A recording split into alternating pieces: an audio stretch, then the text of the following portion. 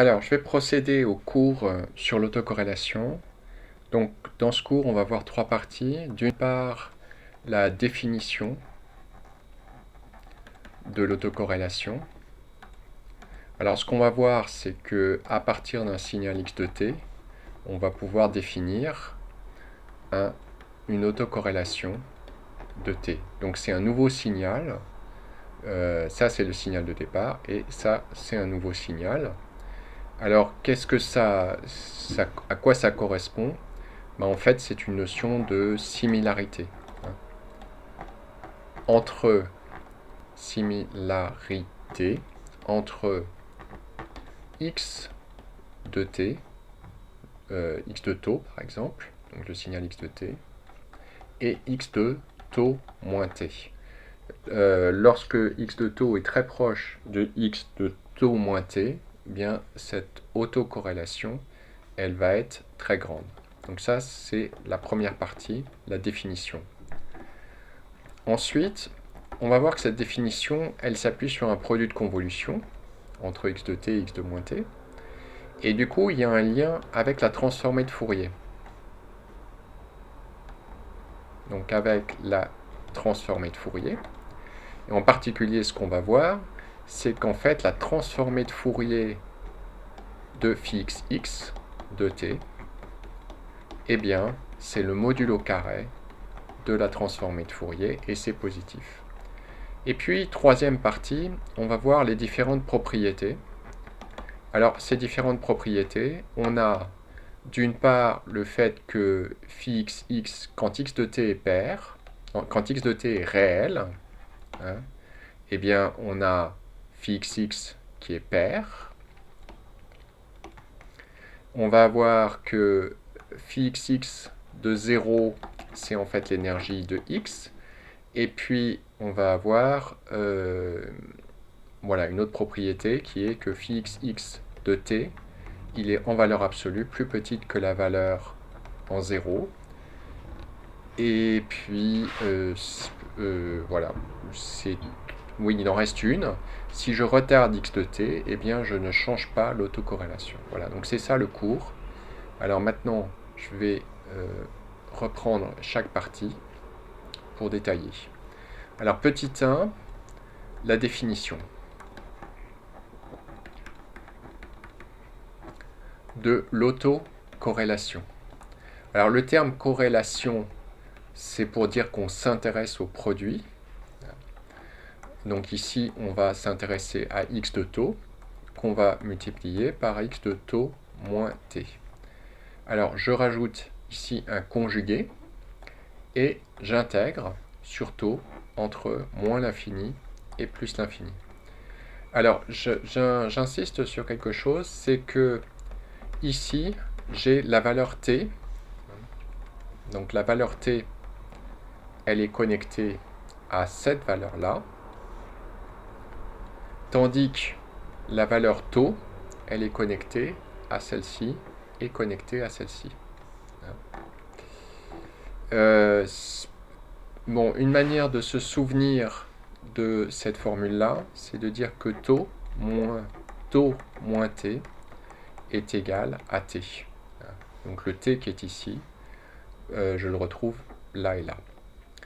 Alors une autre définition qu'on peut avoir de cette autocorrélation, donc si le signal est réel, j'ai pas besoin de mettre le conjugué. Et voilà, l'autre définition, c'est que je peux le définir à partir d'un produit de convolution. C'est x de t convolué avec x tilde de t. Et le x tilde de t, je le définis par x de moins t, et je préconjuguer. Parce que si je fais ça, en fait, comme j'ai un moins t, ça va changer l'ordre taux moins t, je vais avoir t moins taux. Et quand je fais t moins taux, on reconnaît le produit de convolution. Donc ça, c'est la définition de l'autocorrélation. Ce qui est important, c'est quand on fait un calcul d'autocorrélation, si on a défini x de t de moins l'infini à plus l'infini, il n'y a pas de discussion sur les bornes. Mais s'il y a une discussion sur les bornes, il faut faire attention qu'on va avoir une discussion sur la borne qui est ici. Donc ici on a une borne et ici on a une deuxième borne. La première, elle porte sur la valeur de taux et la deuxième, elle est décalée par rapport à la première. Et en fait, quand on fait l'intégrale, eh bien, il va falloir faire l'intersection de ces deux intervalles-là. Je vais prendre un petit exemple de calcul pour montrer ce que ça peut donner. Imaginons que j'ai un x de t, donc là je fais un petit exemple, qui est égal à exponentielle de i pi t pris entre 0 et 1. Et je voudrais savoir combien vaut phi xx de 1 demi, par exemple. Et bien normalement l'intégrale, je dois la prendre de moins l'infini à plus l'infini, de x de taux moins 1 demi. Donc vous reconnaissez ici la valeur de 1 demi, je la retrouve ici. Ensuite ici, j'ai pris le conjugué, j'ai fait le détaux. Et maintenant, je regarde quelles sont les bornes. Or, les bornes ici, elles sont le x de taux, il est défini comme ça lorsque taux il appartient à 0,1. Celui-là, il est défini comme ceci lorsque taux il appartient à 1,5, 3,5. Et donc, quand je fais l'intersection entre les deux, ça me donne 1,5,1. Donc, j'en déduis que ceci est égal à l'intégrale de 1 demi jusqu'à 1 de exponentielle de i pi taux. Donc j'ai recopié cette quantité-là, je l'ai recopiée ici. Et je recopie aussi exponentielle de i pi taux moins 1 demi. Mais ici, j'ai un moins, et ce moins, il est lié à ce conjugué-là, qui va me donner le moins qui est ici. Et quand je combine ces deux choses-là, des taux, eh bien ça expone i pi sur 2 fois intégrale de 1,5 à 1 de des taux. Et ça me fait i sur 2. Voilà, donc j'ai fait un exemple. Maintenant, je continue sur la deuxième partie du cours. C'est le lien avec la transformée de Fourier.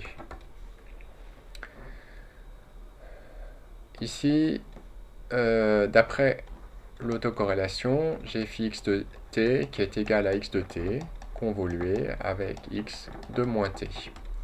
Eh bien, le cours me dit qu'alors la transformée de Fourier de phi x de t pris en la fréquence nulle, eh bien c'est le module au carré de x de t nu au carré. Et l'autre chose, c'est que c'est positif. Alors, pour obtenir ce résultat-là, eh bien, dans le cas réel, la démonstration, je la trouve plus simple dans le cas réel, parce que dans le cas réel, eh bien, la transformée de Fourier de phi x de t, en fait, c'est le produit de la transformée de Fourier de x de t par la transformée de Fourier de x de moins t. Et celle-ci, ça va me donner x de nu, et celle-ci, ça va me donner x de moins nu. Et en fait, il se trouve que le x de moins nu, quand x de t est réel, c'est égal à x de nu conjugué. Et donc, quand je fais le produit, j'obtiens bien le module au carré de x de nu. Ça, c'est dans le cas réel. Bon, moi je pense que la démonstration, elle est plus intéressante pour arriver à manipuler les transformées de Fourier de x de moins t. Mais je pense que pour retenir, le cours il est beaucoup plus simple simplement de retenir ce résultat-là. Et en fait, pour le retenir, moi, ce que je me souviens, c'est que c'est positif. Et après, je sais que, comme il y a une histoire de produit de convolution, je sais que j'ai un carré. Donc, je retiens ce terme-là, carré. Et qu'est-ce qui est un carré et qui peut être positif? Bah, c'est forcément quand il y a un module qui est ici. Donc ça, c'est comme ça que je retenais. Maintenant, je vais faire le cas de la démonstration dans le cas complexe.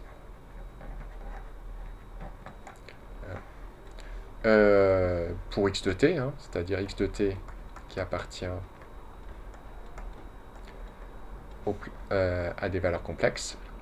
Et bien ici, phi x de t, c'est défini par x de t convolué par le conjugué de moins t. Et quand je fais la transformée de Fourier de ceci, ça me donne x de nu. Ça, c'est facile. Quand je fais la transformée de Fourier de x de moins t, de nu, eh bien, ça me donne x de moins nu. Alors, à quoi je peux le voir? Eh bien, ici, si je détaille, ça fait moins l'infini jusqu'à plus l'infini exponentielle de moins 10 e pi 2i pi nu t x de moins t dt.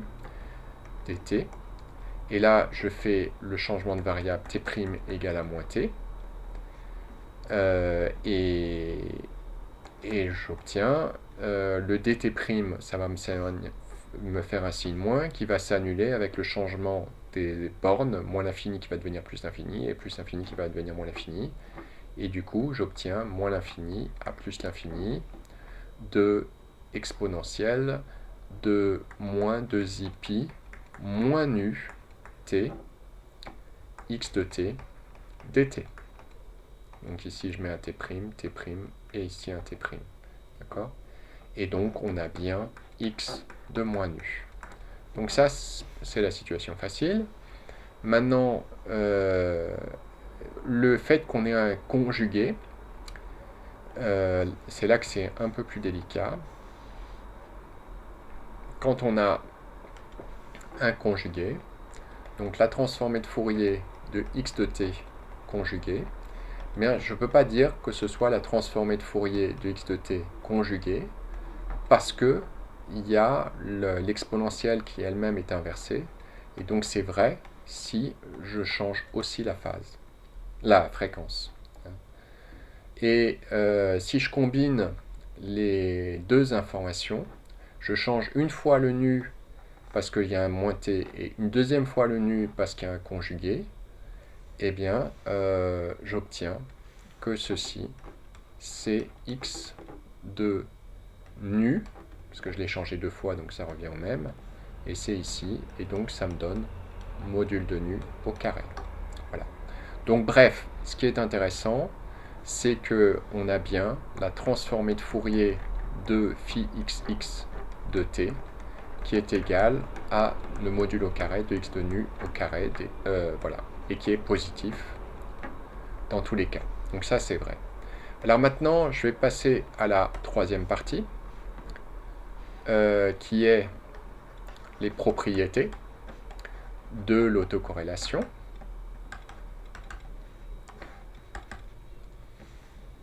Alors, je vais faire ça